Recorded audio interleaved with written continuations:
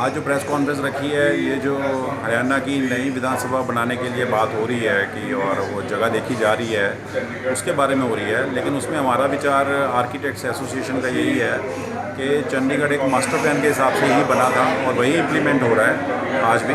तो हम चाहते हैं कि मास्टर प्लान के हिसाब से ही हमें आगे बढ़ना चाहिए, मास्टर प्लान से छेड़खानी नहीं करनी चाहिए। आज जिस चंडीगढ़ की एग्जांपल हम पूरे हिंदुस्तान और पूरे विश्व में देते हैं, वो आने वाले कई 100 सालों तक चलती रहनी चाहिए। एफएसआर डेवलपमेंट बिना मास्टर प्लान के नहीं होनी चाहिए। इससे चंडीगढ़ का जो ओरिजिनलिटी है, करैक्टर है, वो ख़राब होने का डर है। तो यही हमारा निवेदन है सरकार से कि वो जो भी फैसला करे, वो कारबूजियर के मास्टर प्लान को, उसमें जो भी अप्रूव्ड अमेंडमेंट हो चुकी हैं उसके हिसाब से ही फैसले किए जाने चाहिए। देखिए, चंडीगढ़ का 2 मास्टर प्लान बनाए गए। एक ली कार्बूजियर ने बनाया था 17 साल पहले। उस प्लान को उस टाइम की सरकारों ने बिल्कुल बाखूबी ज़मीन पे लागू किया। उसके बाद अभी 2031 मास्टर प्लान बनाया गया। जब मास्टर प्लान बनता है तो वो बहुत सारे अदारे उसमें शामिल होते हैं, बहुत सारे एक्सपर्ट शामिल होते हैं, बहुत सारे अफसर शामिल होते हैं, चंडीगढ़ के, पंजाब के, सेंट्रल गवर्नमेंट के, सब लोग मिलकर एक सहमति जताते हैं कि ये डिसीज़न ठीक है। तो तब वो मास्टर प्लान बनता है।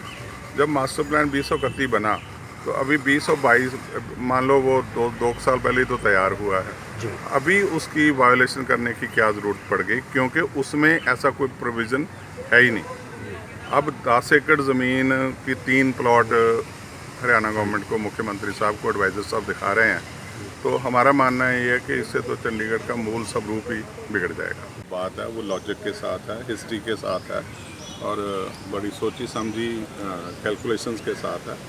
एक्सपर्ट्स की राय है, हमारा कोई पॉलिटिकल मोटिव नहीं है। तो हम सोचते हैं कि सरकार उस पर ज़रूर, उम्मीद है हमें, कि विचार करेगी।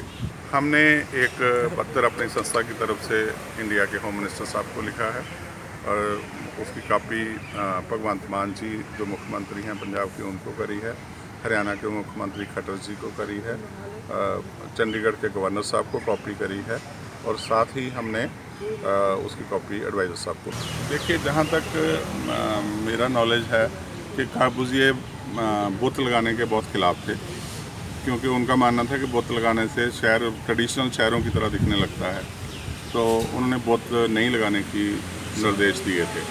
दूसरी बात यह है कि किसी भी बिल्डिंग के अंदर अगर आप बुत लगाते हो तो मैं मानता हूं कि वो तो कोई सीरियस बात नहीं है। आप बिल्डिंग के अंदर तो लगा सकते हो, पर बाहर लगाओगे, चौक पे लगाओगे, तो वो गड़बड़ है। हालांकि पहली बात तो ये है कि चंडीगढ़ में जो कैपिटल कम्प्लेक्स है उसमें एक बिल्डिंग अभी बननी बाकी है। वो बिल्डिंग को पहले म्यूज़ियम ऑफ नॉलेज कहते हैं, उसकी जगह पे पहले उसको गवर्नर्स पैलेस बोलते थे। वो 2 डिज़ाइन हुए पड़े हैं जो उसके लिए जगह भी मार्क है।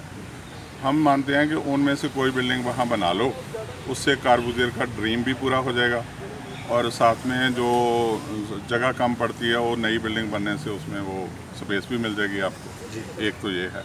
दूसरा ये है कि हमारा मानना ये है कि जो हरियाणा विधानसभा में जगह की कमी है, अगर उसकी कोई स्पेस प्लानिंग, उसका कोई इंटीरियर डिज़ाइन वगैरह थोड़ा सा रद्दोबदल करके, हो सकता है उसी में इतने बंदे की एडजस्टमेंट हो जाए। क्योंकि हम मानते हैं कि वो बहुत बड़ी बड़ी कुर्सियाँ लगाई होती हैं, तो कुर्सी छोटे साइज़ की ले लो, थोड़ी सी।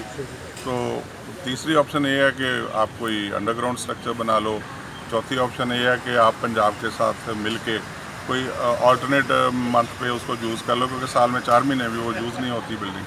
तो इतना बड़ा खर्चा क्यों ही करना है। हमने ऑलरेडी 4 सजेशंस लेके दिए हैं सरकार को और हमारा ये मानना है कि कोई अंतर्राष्ट्रीय ज्यूरी बनाई जाए, कमेटी बनाई जाए इंडिपेंडेंट लोगों की, जो शहर का रूप ख़राब किए बिना हमने 4 सजेशन दिए है, कोई आप औरों से भी राय लीजिए।